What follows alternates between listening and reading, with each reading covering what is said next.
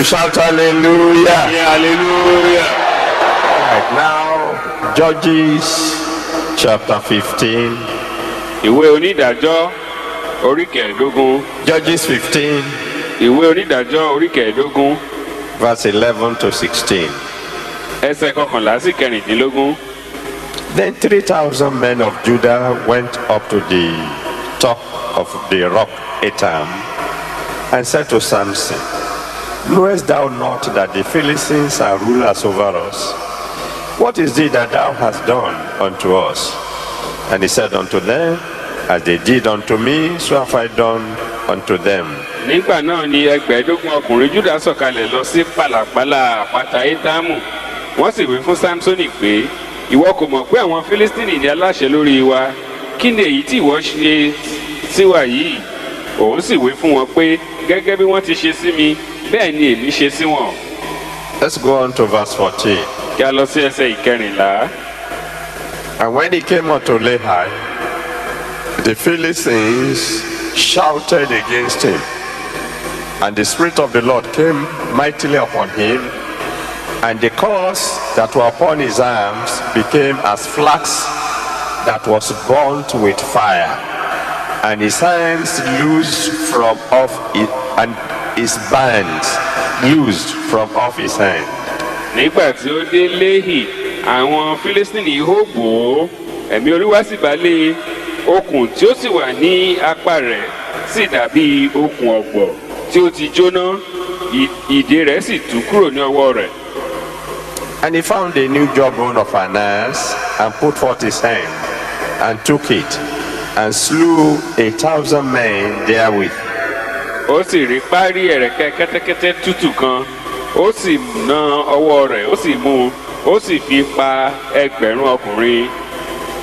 And Samson said, With the jawbone of an ass, heaps upon heaps, with the jawbone of an ass, have I slain 1,000 men. Sámsónì sì wí pé párí ẹ̀rẹ̀kẹ́ kan òkìtì lórí òkìtì, párí ẹ̀rẹ̀kẹ́ kẹ́tẹ́kẹ́tẹ́ kan ni mo fi pa ẹgbẹ̀rún ọkùnrin. What happens when the fire of God falls? Kí ló ń ṣẹlẹ̀ nígbà tí iná Ọlọ́run bá sọ̀kalẹ̀? Number one, Àkọ́kọ́, yokes are destroyed. gbogbo àjàgà pátápátá ni a máa ń bàjẹ́. Isaiah chapter 10, verse 27. Ìwé Àìsáyà orí kẹwàá ẹsẹ̀ kẹtàdínlọ́gbọ̀n. Isaiah 10, 27 Àìsáyà orí kẹwàá ẹsẹ̀ ìkẹtàdínlọ́gbọ̀n says, The anointing destroys yokes. sọ pé ìfàmì òróró yàn á máa pa àjàgà run. When the fire of God fell on Samson, Nígbà tí iná Ọlọ́run sọ̀kalẹ̀ sórí Sámsónì, all the ropes binding him were burnt. gbogbo okùn tí a fi dè é ní ajó níná. They were not just caught, they were burnt. Kì í ṣe pé a kàn dá wọn, ajó wọn níná ni. Because the fire that came down Nítorí iná tí ó sọ̀kalẹ̀ yìí, is a fire from the Almighty ó God. jẹ́ iná láti ọ̀dọ̀ Ọlọ́run Olódùmarè. And Hebrews chapter 12, verse 29. Ìwé Hébérù orí kejìlá ẹsẹ̀ kọkàndínlọ́gbọ̀n. Hebrews 12, verse 29 Hébérù orí kejìlá ẹsẹ̀ kọkàndínlọ́gbọ̀n says, wípé Our God is a consuming fire. iná ajónirun òní Ọlọ́run wà.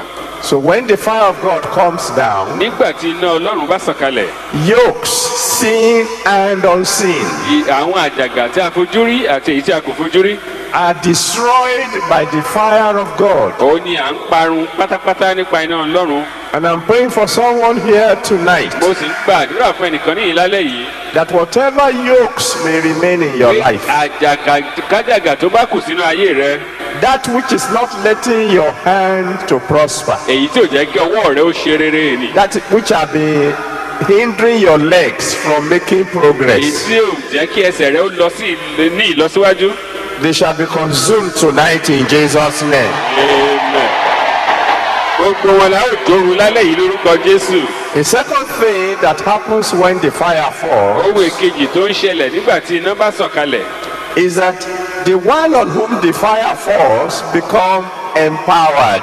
òun ni pé ẹni náà tí iná bá sọ̀kalẹ̀ sórí rẹ̀ ó di ẹni tí a ró lágbára. So that whatever his hand touches begins to prosper. nítorí pé ohunkóhun tí ọwọ́ rẹ̀ bá tẹ̀ á bẹ̀rẹ̀ sí ní ṣe rere.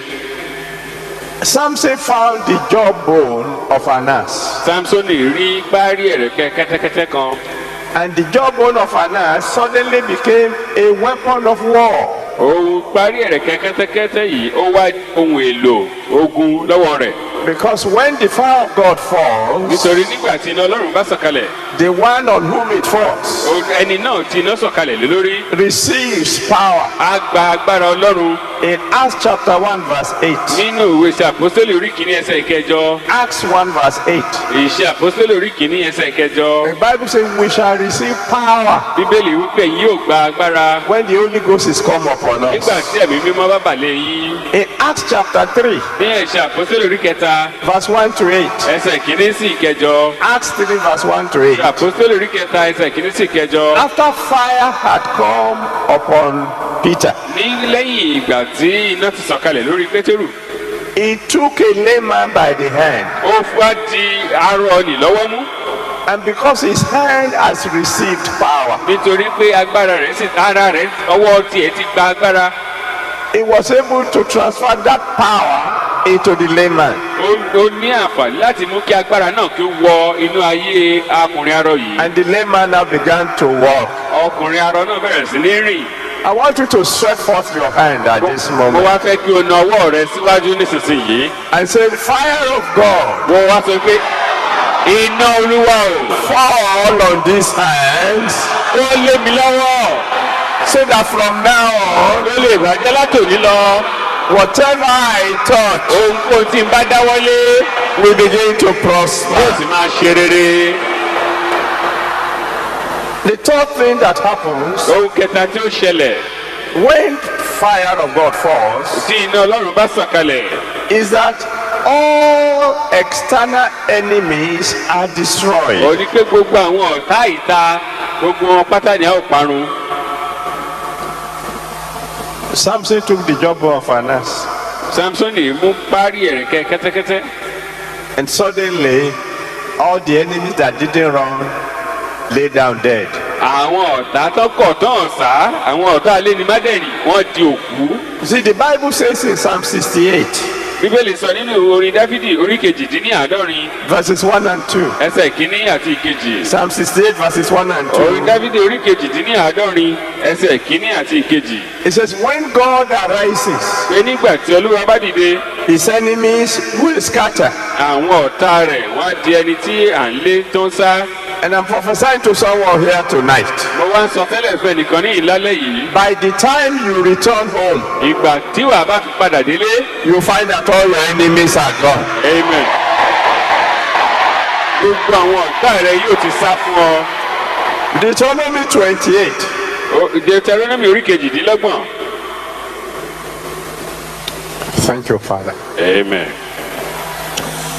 The Lord says there's someone here tonight. Olúwa sọ pé nìkan bẹ ní ìlálẹ́ yìí. He said that business that was closed down will reopen. Amen. pé okòwò rẹ tó ti tì pa nì wàá tún tó sílẹ̀ kan. Thank you, Father. Amen. The Lord said there's someone here tonight. Olúwa sọ pé nìkan bẹ ní ìlálẹ́ yìí. He said that which the enemy has swallowed, he will vomit it. Amen. pé ohun tí ọ̀tá ti gbé nìyẹn ó máa pọ̀ jáde. Hallelujah. Amen. Oh, thank you, Father. Hallelujah. The Lord says Olúwa wípé many homes will soon be filled with the laughter of new children. ọ̀pọ̀lọpọ̀ ìdílé ni yóò kún fún ayọ̀ ọmọ tuntun. Please join me in clapping for to the Almighty ẹ God jẹ́ for that. àtẹ́wọ́lá fún Ọlọ́run Olódùmarè.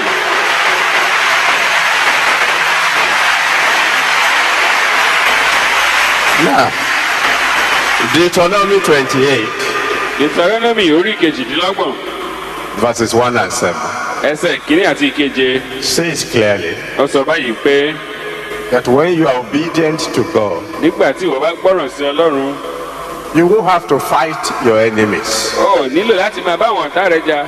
He said, because the enemies that come against you one way, nítorí àwọn tó bá dojú kọ ọ́ lọ́nà kan they will flee 7 ways. ọ̀nà méje ni wọ́n gbà sá níwájú rẹ̀. In the name that's above every other name. ní orúkọ náà tó ju gbogbo orúkọ lọ. From now, láti òní lọ all the enemies that stand up against you gbogbo àwọn ọ̀tákọ̀tà tó dìde kọjú will be smitten by the Almighty God Himself.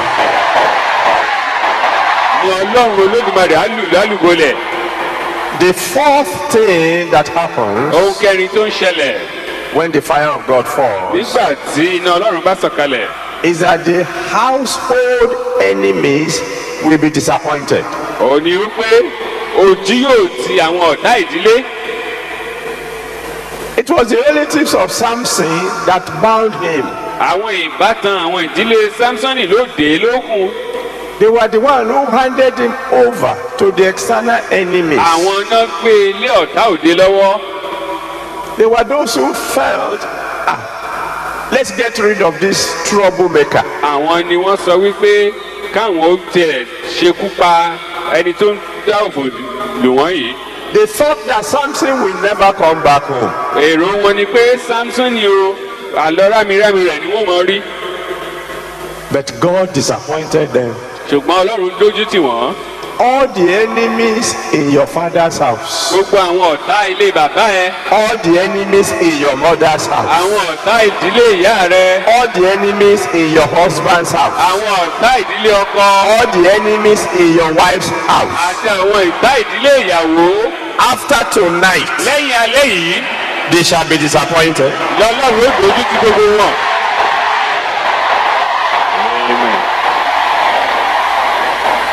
All those who thought that you will not reach your goal, gbogbo àwọn tí wọ́n ti rò pé òní débi òpin ìlépa rẹ yìí. all those who wanted to kill your dreams, gbogbo àwọn tí wọ́n fẹ́ pa ìran àti àlá rẹ. like the brothers of Joseph, gẹ́gẹ́ bí àwọn arákùnrin Jósẹ́fù. in the name of the one who sent me, ní orúkọ ẹni tó rán mi níṣẹ́. after you have reached your goal, lẹ́yìn tó bá ti dé òpin ìlépa rẹ tán. they will come and bow down before you. amen.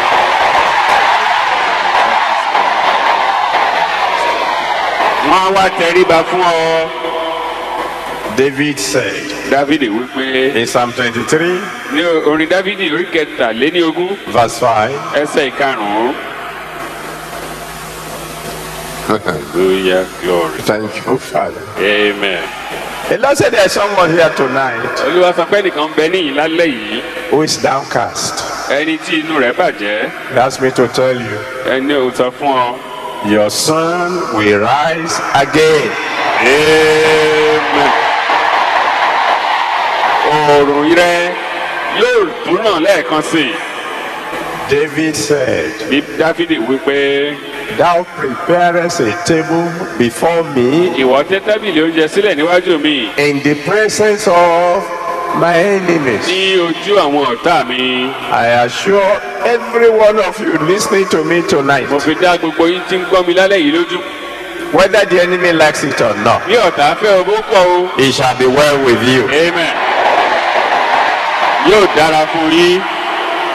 The fifth thing that happens ohun ìkarùn-ún tó ṣẹlẹ̀ when the fire of God falls nígbà tí iná ọlọ́run bá sọ̀kalẹ̀.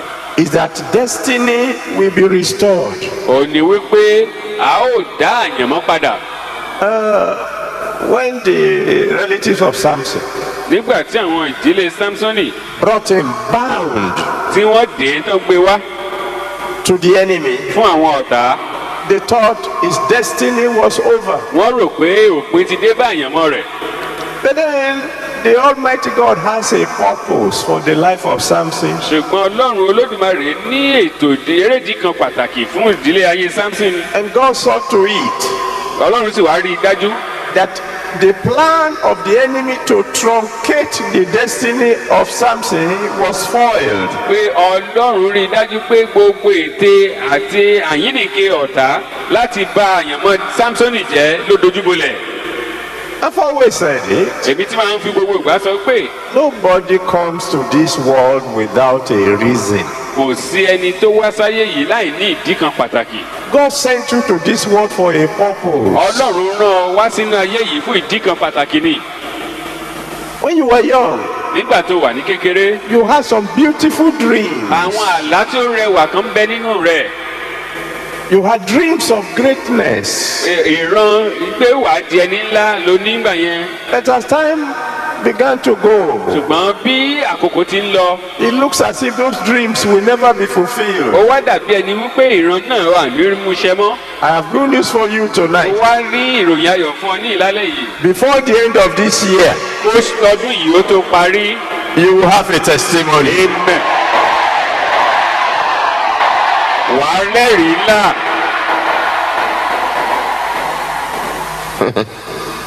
Now, this is a funny one. Amen. The Lord said there's someone here. Olúwa sọ pé nìkan ń bẹ níyìí. He said your constant prayer has been, Pé àdúrà tó ń fi gbogbo ìgbà gbà nìyí pé God bless Daddy Jill. Olúwa bùkún fún Dádì Jí o. The Lord asked me to tell you, Ọlọ́run wá ní sọ fún ọ I will bless you also. pé èmi náà yóò bùkún fún ọ pẹ̀lú.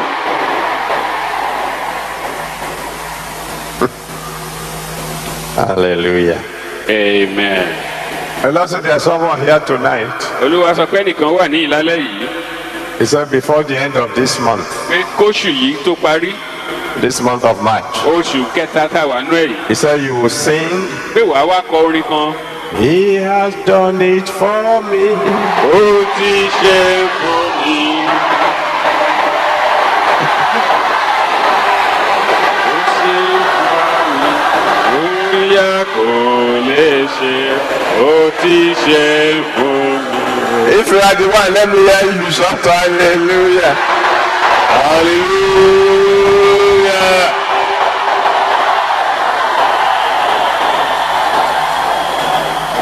Oh, Amen. whew. Amen.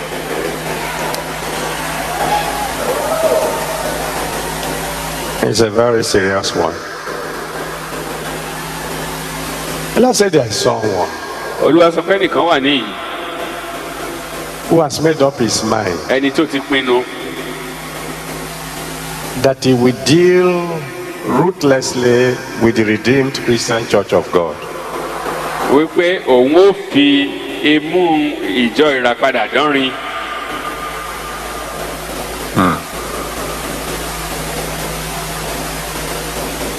The Lord asked me to tell whoever that is, Olúwa ní sọ fún irú ẹni bẹ́ẹ̀.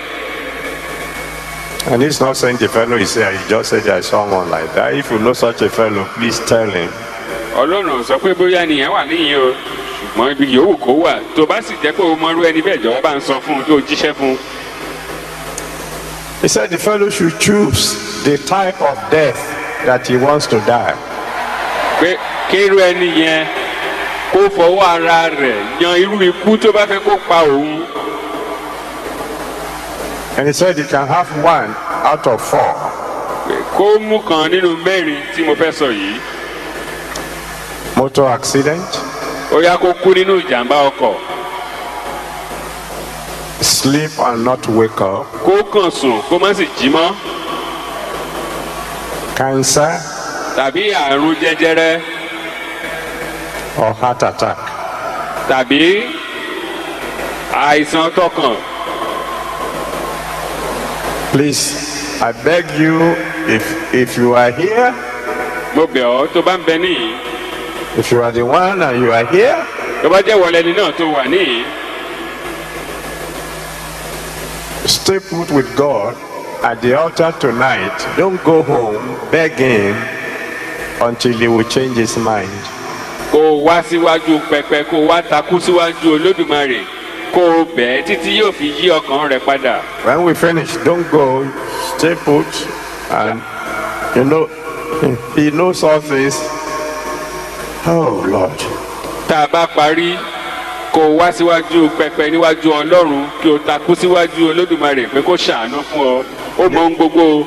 If it's your relative, Tó bá jẹ́ ìbátan rẹ ni tàbí ẹni tó mọ̀ if I've rí. ever heard anybody say that, Tó bá ti gbọ́ rí pé ẹnikẹ́ni tilẹ̀ ṣerú ìlérí bẹ́ẹ̀ létí ẹ. tell him what came out this night. sọ fún irú ohun tí ọlọ́run sọ lálẹ́ yìí. All right.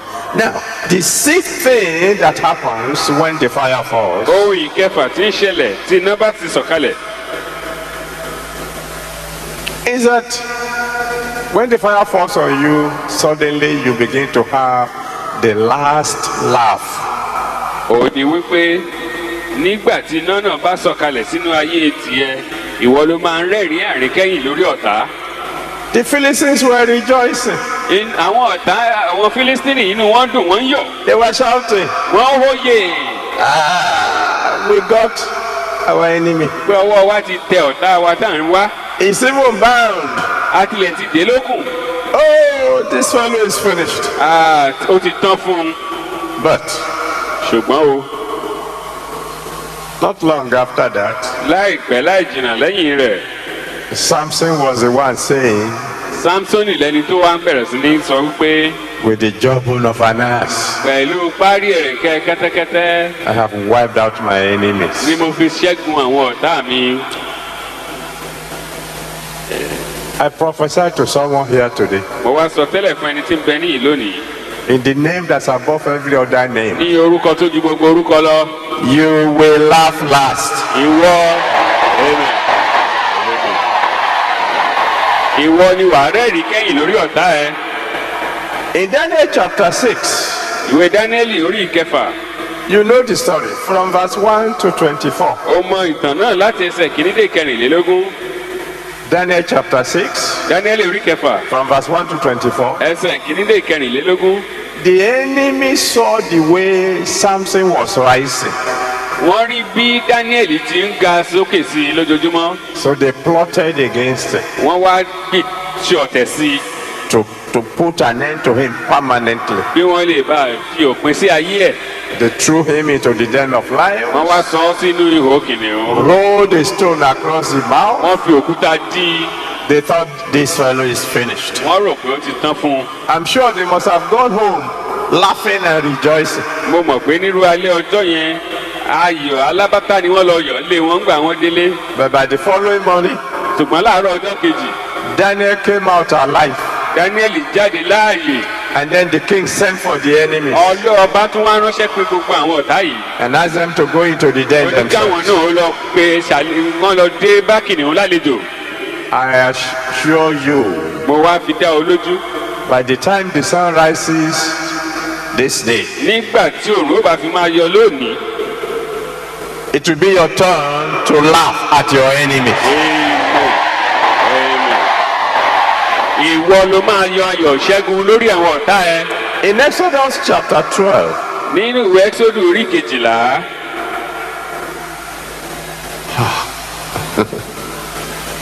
the Lord said there's someone here tonight Olúwa sọ pé nìkan ń bẹ ní ìlálẹ́ yìí who's been asking, títí ń béèrè. when will God answer my prayers? ìgbà wo lọ́lọ́run fẹ́ dáhùn àdúrà tèmi náà. When will God answer my prayers? ìgbà wo lọ́lọ́run fẹ́ dáhùn àdúrà tèmi He náà. asked me to tell you ó ní sọ fún ọ. tonight. lónìí ni.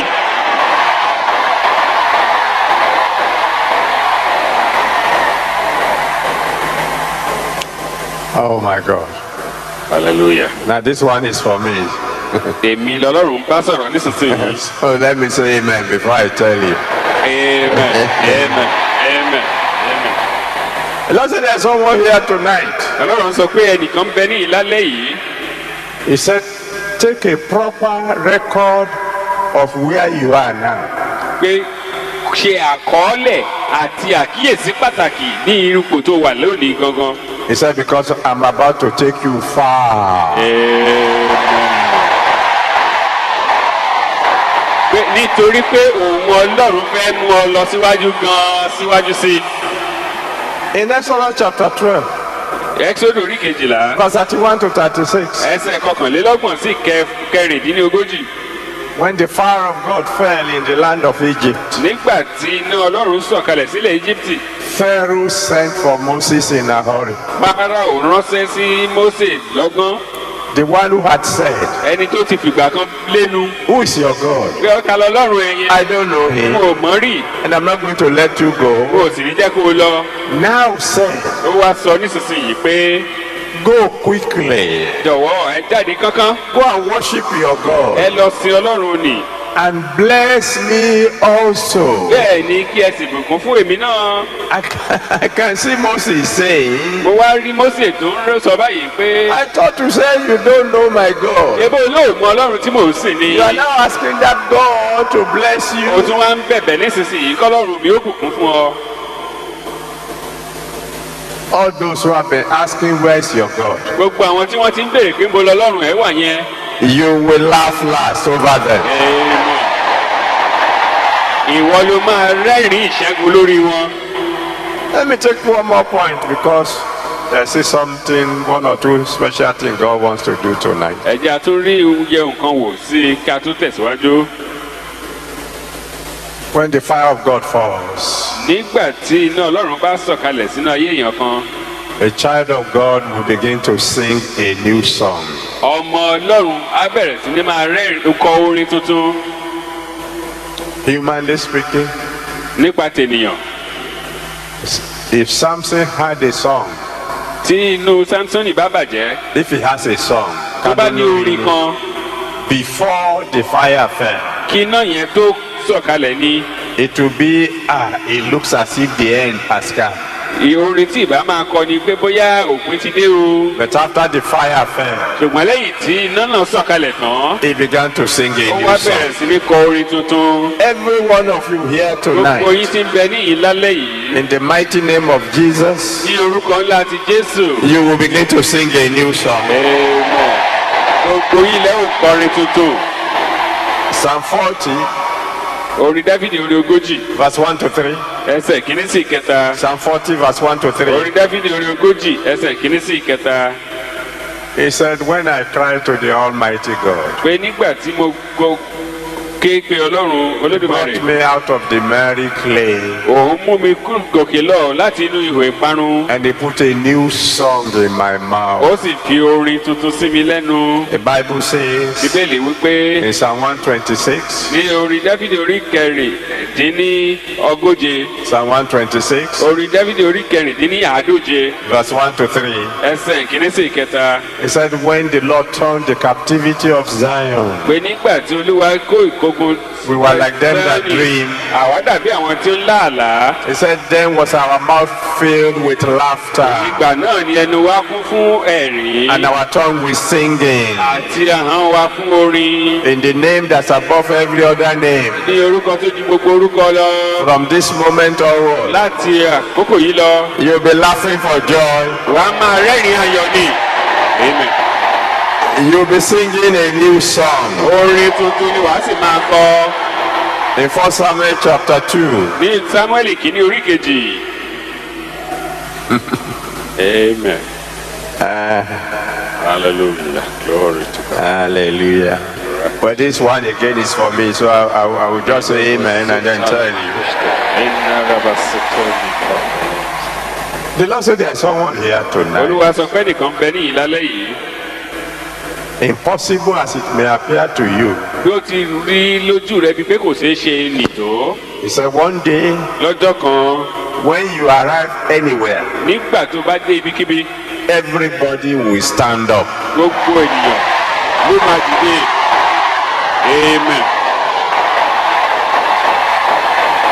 Amen. I think God reserved the best to the last for me. Èmi gan-an ni Ọlọ́run Oh, dá my Father, thank ìdúró you. fún. The Lord said there's someone here tonight. Olúwa sọ pé ẹnìkan wà ní ìlálẹ́ yìí. He said your own golden age begins now.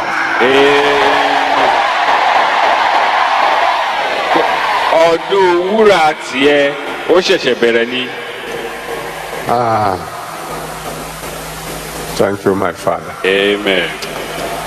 Amen and amen. Amen. Amen. Amen.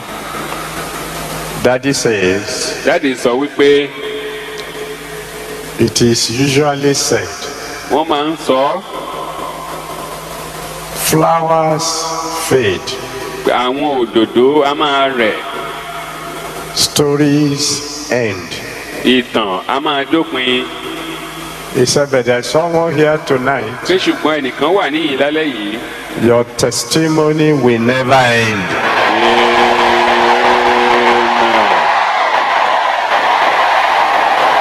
àwọn ẹ̀rí tiẹ̀ wọn ò ní dẹ́kun. I think that's the crown. That's the crown of it. mo mọ̀ pé eléyìí ni ohun àṣekágbá rẹ̀. That's for me. èmi lọ́lọ́run bá sọ̀rọ̀ yìí. That means those who are thinking that maybe one day I will grow less, they are wasting their time. Amen. àwọn tí wọ́n ń dúró de àtisùn akàn mi ọdẹ wọn á kú sórí ègùn. 1 Samuel chapter 2, Sámúẹ́lì kínní orí kejì verse 1 to 10. ẹsẹ̀ kínní sí kẹwàá. When they all answered Hannah, nígbà tí ọlọ́run dá Hánà lóhùn she sang a new song. ó kọ orin tuntun. Hello. Those of you who have been saying this barren woman is going to die barren. gbogbo ẹ̀yin tí ẹ ti ń kọrin pé obìnrin ìyá kú lágàn. Now come and see. ẹ wá wo ohun t'Olúwa ṣe. You know, when I was listening to the first testimony tonight nígbà tí mò ń gbọ́ ẹ̀rí àkọ́kọ́ lálẹ́ yìí of the woman who had been barren for 17 years, fún ti obìnrin tó ti yàgàn fún ọdún mẹ́tàdínlógún and God gave her 4 children at a go, tí ọlọ́run wá fún ní ọmọ mẹ́rin lẹ́ẹ̀kan ṣoṣo. and I know èmi sì mọ̀ that I've asked God for 70,000 children. wípé mo ti béèrè fún ẹgbẹ̀rún lọ́nà àádọ́rin. I know that testimony is going to be multiplied among my people. mo mọ̀ pé irú ẹ̀rí bẹ́ẹ̀ yóò wọ́pọ̀ láàrin àwọn ọmọ mi. When the fire of God falls, nígbà tí iná ọlọ́run bá sọ̀kalẹ̀ what it does depends on who it falls upon. ohun tí ọlọ́run yóò ṣe tí iná náà ó ṣe ó dúró lórí irú ènìyàn tí iná bá bọ́lé lórí. Whenever fire falls, nígbàkigbà tí iná bá sọ̀kalẹ̀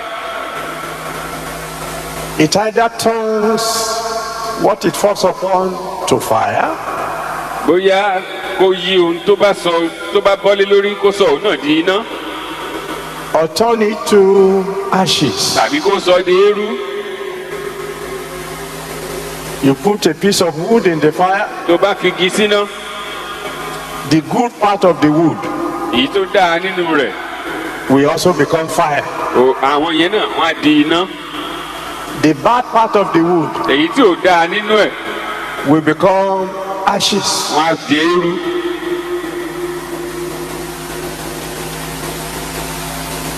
When the fire of God falls, nígbà tí iná olúwa bá sọ̀kalẹ̀ if you are not a child of God, tí o bá kì í ṣe ọmọ ọlọ́run if you are not on the side of God, tí o sì sí ní ìhà ti ọlọ́run if you are living a life of sin, tí o ń gbé ìgbé ayé ẹ̀ṣẹ̀. it's a dangerous thing to ask the fire of God to fall. ohun tó léwu gidi ni pé kí iná ọlọ́run sọ̀kalẹ̀. Because if it falls on you nítorí tó bá ṣubú bọ́lé ẹ lórí and you are not one of his children, tí o sì jẹ́ kan nínú àwọn ọmọ rẹ̀ it will only destroy you. á pa ọrùn ni. Now he said, let God arise, pé ó kí olúwa kí ó dìde and his enemies will be kí scattered. àwọn ọ̀tá rẹ̀ sì di ẹni tó ń sáré kiri. And Jesus Christ says, jésù sì wí pé those who are not for me are against me. àwọn tí ò bá sí ní ìhà tèmi ọ̀tá mi ni wọ́n.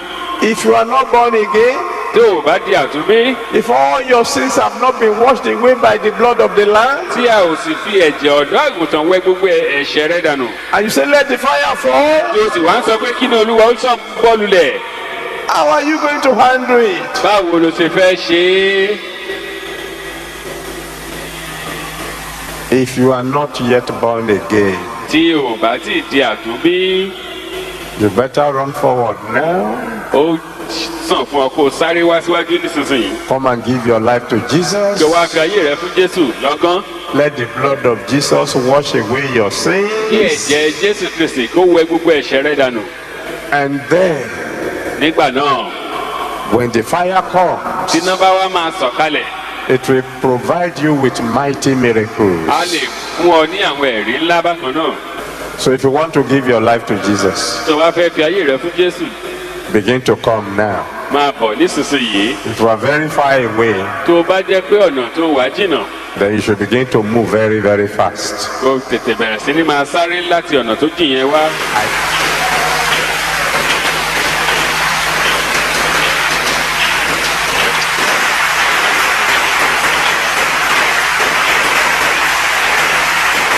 And as you come, begin to pray, begin to call on Jesus for the salvation of your soul. bí o ti ń bọ̀ yẹn bẹ̀rẹ̀ sí ní gbàdúrà tó máa bá ọlọ́run sọ nípa ìgbàlá ọkàn rẹ. Those of you on the way, begin to pray even as you are coming. ẹ̀yin tẹ́ wà lọ́nà náà bẹ́ẹ̀ ti ń bọ̀ yẹn ẹ máa gbàdúrà. In Jesus' mighty name we have prayed.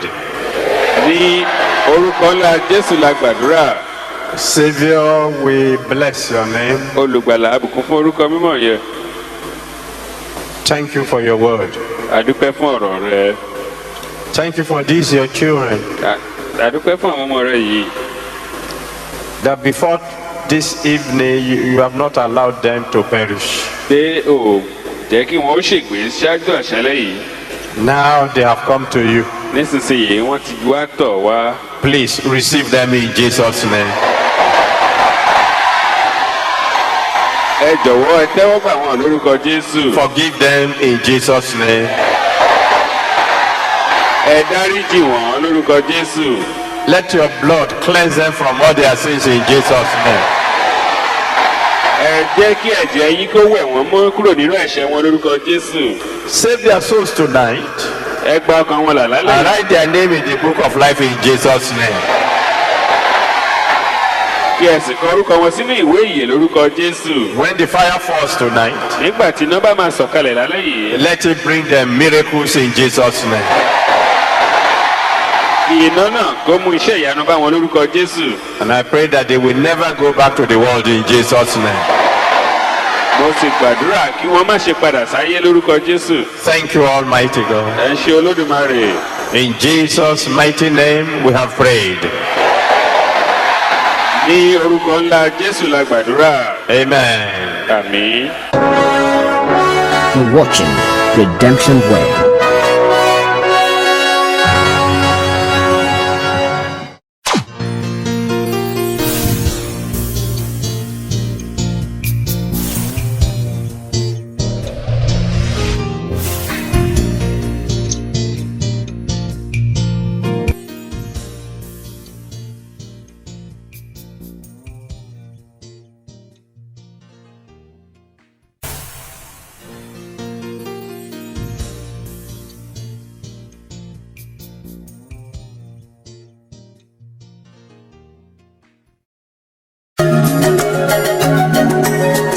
There is a Redeemed Christian Church of God very close to you. Join them for a life-changing experience in worship.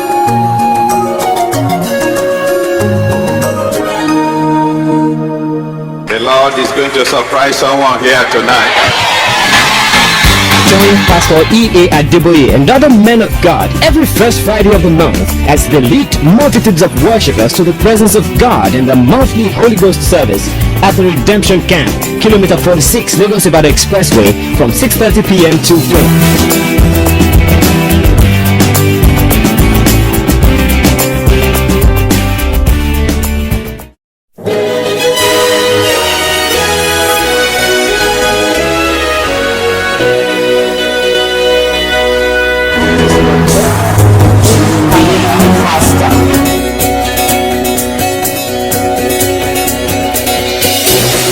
Please join us on this same station at this time next week for another wonderful experience as Pastor E.A. Adeboye exposes the deep mysteries in the Word of God.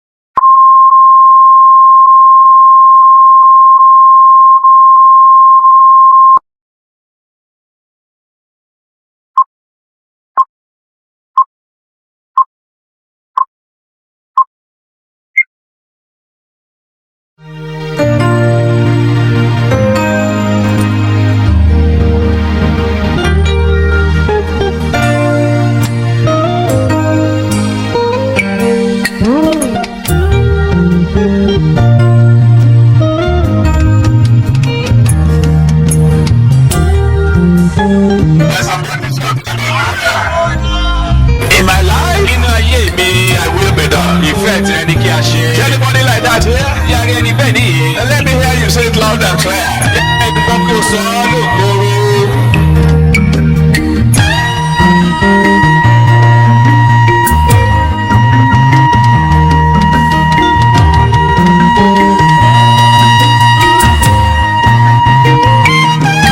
And I decree tonight that every one of you, from now on, you will begin to excel.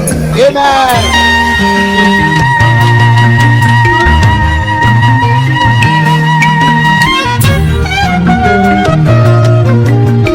Who is the one fellow that you stand beside him or her? Say, you are the one who will get my attention.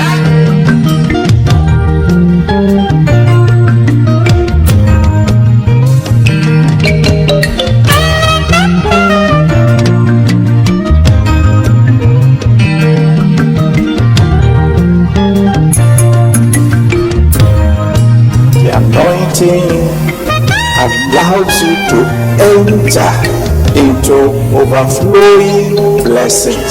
Redemption Way.